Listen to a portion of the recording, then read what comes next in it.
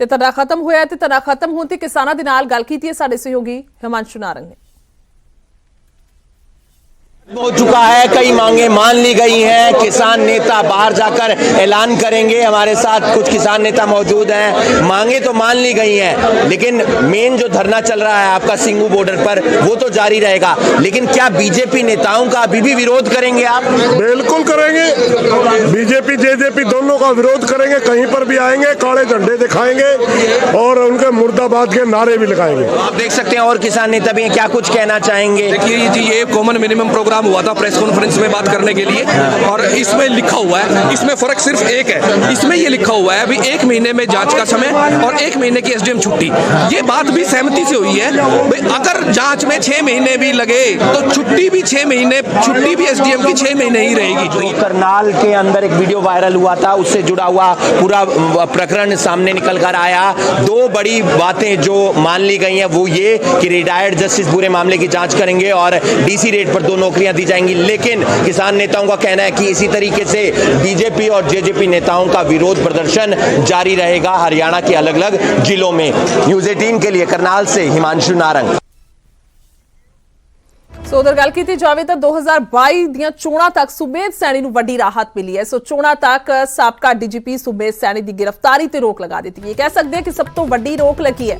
Punjab Haryana high court ਦੇ ਵੱਲੋਂ ਇਹ ਫੈਸਲਾ ਸੁਣਾਇਆ ਗਿਆ, ਨਵੇਂ ਜਾਂ ਪੁਰਾਣੇ ਕੇਸ ਦੇ ਵਿੱਚ गिरफ्तारी नहीं होगी। एक तो बाद एक मुकदमे के पिछे हो सकती है सियासत। हाई कोर्ट ने खदशे जताए ने, जिस तो बाद बड़ा फैसला सुनाया गया। सो बलवंत मुल्तानी केस नूं छड्ड के बाकी केसां दे विच राहत दे दित्ती गई है। बलवंत मुल्तानी केस की सुनवाई सुप्रीम कोर्ट दे विच, मटोर थाणे दे विच सैनी के खिलाफ यह मुल्तानी केस जिहड़ा है वह दर्ज है। सो कई मामलों के विच लगातार पेशियां भुगत रहे ने। सुमेध सैनी उन्हां दी गल कीती जावे और पिछले दिनी विजिलेंस के वल्लों 1 दिन के लिए गिरफ्तार भी किया गया सी। उस तो बाद जिहड़ी है जमानत मिल गई सी ते उस तो बाद ही इस पटिशन की सुनवाई हुई कि गिरफ्तारी जो जांच दे विच सुमेध सैनी शामिल होना सी तो क्यों की गई, उस ते एतराज जताया गया सी, जिस तो बाद सुनवाई होंदी गई। हालांकि पंजाब सरकार दे वल्लों भी अपने तौर पर एक पटिशन जिहड़ी पाई गई सी और विजिलेंस दे वल्लों जो गिरफ्तारी की गई उस बाबत। सो हुण एक वड्डा फैसला पंजाब हरियाणा हाई कोर्ट दे वल्लों सुना दिता गया। उन्होंने कहा कि 2022 दी चोणां तक जिहड़ी है वो गिरफ्तारी नहीं हो सकती। हालांकि जांच चल रही है, पेशियां भुगत रहे ने और लगातार जिहड़ी है कार्रवाई जिहड़ी हो रही है, कोर्ट की होवे या फिर जांच दे विच शामिल होना होवे, पर गिरफ्तारी नहीं हो सकती। गिरफ्तारी इस करके नहीं हो सकती क्योंकि सियासी मुद्दा जिहड़ा बन सकता है, इससे खदशा जताते हुए नजर आए ने। कोर्ट दे ऑर्डर कहते हैं considering it to be a case of exceptional circumstance and hardship being caused to the petitioner by the state of Punjab within bracket on political grounds, there will be clear stay for the rest of the petitioner in all cases। Punjabi च इन्हां दे उत्ते जिन्ने case आ उन्हां सारे केसां च इन्हां दी stay of arrest रहूगी और likely to be registered ਜਿਹੜੇ ਕਿ ਗਾਂ ਨੂੰ ਸੋਚ ਸਕਦੀ ਹੈ ਗਵਰਨਮੈਂਟ ਇਹਨੂੰ ਫਿਰ ਅੱਗੇ ਇੰਪਲੀਕੇਟ ਕਰਨ ਤੋਂ, likely to be arrested or registered or where he sought to be implicated with the aid of, ਜਾਂ ਇਹਨਾਂ ਨੂੰ ਕਿਤੇ ਸਾਜ਼ਿਸ਼ ਦੇ ਤੌਰ ਤੇ 120 ਵਿੱਚ ਪਾਉਣ ਦੀ ਸਾਜ਼ਿਸ਼ ਕੋਈ ਗਵਰਨਮੈਂਟ ਦੀ ਕੋਈ ਹੋਊਗੀ ਤਜਵੀਜ਼, ਉਹ ਸਾਰਿਆਂ ਤੇ ਪਾਬੰਦੀ ਲਾਤੀ ਗਈ ਹੈ। ਇਹ ਬਲੈਂਕੇਟ ਆਰਡਰ ਆਫ ਪ੍ਰੋਟੈਕਸ਼ਨ ਦਿੱਤਾ ਗਿਆ ਵਿਚ is a rarest of the rare order in the history of judiciary.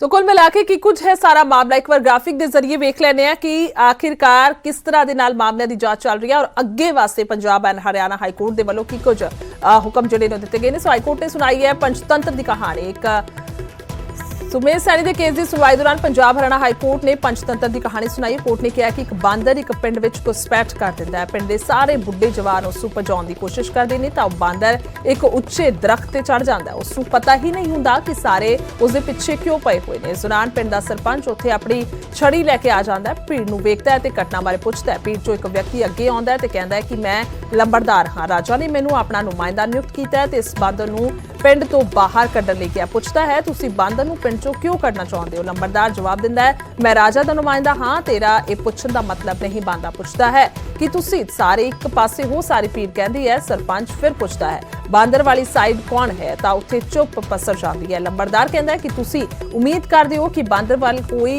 होवेगा? Sarpanch Hasda है, अपनी छड़ी उपर चुकदा है ते कहंदा है कि यह बेइंसाफी है, मैं बांदर वाल हाँ ते तुहानूं इस नूं भजाउण दी इजाजत नहीं देवांगा जदों तक तुसीं इस नूं भजाउण दा कोई टुकवा कारण नहीं दसदे। कहा है कि ये न्याय व्यवस्था है, न्याय तक पहुंचण लई सारिਆਂ ਦਾ पक्ष सुनना ਜ਼ਰੂਰੀ ਹੈ। ਸੋ ਇਹ ਪੰਚਤੰਤਰ ਦੀ ਕਹਾਣੀ ਹਾਈ ਕੋਰਟ ਨੇ ਸੁਣਾਈ ਹੈ। ਕੁੱਲ ਮਿਲਾ ਕੇ ਇਸ ਕਹਾਣੀ ਤੋਂ ਸਭ ਸਮਝ ਹੀ ਗਏ ਹੋਣਗੇ ਬਾਖੂਬੀ ਕਿ ਆਖਿਰਕਾਰ ਕੋਰਟ ਕੀ ਕੁਝ ਕਹਿਣਾ ਚਾਹੁੰਦਾ ਹੈ। ਕੁੱਲ ਮਿਲਾ ਕੇ 2022 ਤੱਕ ਗ੍ਰਿਫਤਾਰੀ ਤੇ ਜਿਹੜੀ ਹੈ ਉਹ ਇਹ ਤਰਕ ਦੇ ਕੇ ਰੋਕ ਲਗਾਈ ਗਈ ਹੈ। ਸੋ ਕੁੱਲ ਮਿਲਾ ਕੇ ਕਹਾਣੀ ਜਿਹੜੀ ਹੈ ਉਹ ਬਾਂਦਰ ਦੇ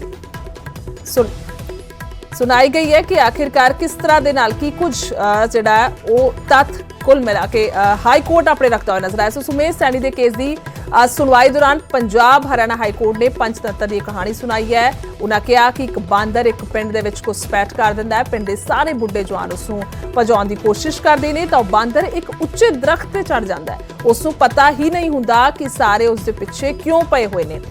ਇਸ ਦੌਰਾਨ ਪਿੰਡ ਦਾ ਸਰਪੰਚ ਉੱਥੇ ਆਪਣੀ ਛੜੀ ਲੈ ਕੇ ਆਉਂਦਾ ਹੈ ਤੇ ਭੀੜ ਨੂੰ ਵੇਖਦਾ ਹੈ ਤੇ ਘਟਨਾ ਬਾਰੇ ਪੁੱਛਦਾ ਹੈ। ਭੀੜ ਚੋਂ ਇੱਕ ਵਿਅਕਤੀ ਅੱਗੇ ਆਉਂਦਾ ਹੈ ਤੇ ਕਹਿੰਦਾ ਹੈ ਕਿ ਲੰਬੜਦਾਰ ਹਾਂ, ਰਾਜਾ ਨੇ ਮੈਨੂੰ ਆਪਣਾ ਨੁਮਾਇੰਦਾ ਨਿਯੁਕਤ ਕੀਤਾ। ਸੋ ਇਹ ਸਾਰੀ ਕਹਾਣੀ ਜਿਹੜੀ ਹੈ ਉਹ ਬਾਂਦਰ ਦੇ ਲਈ ਸੁਣਾਈ ਹੈ, ਬਾਂਦਰ ਦੇ ਜ਼ਰੀਏ ਹਾਈ ਕੋਰਟ ਨੇ।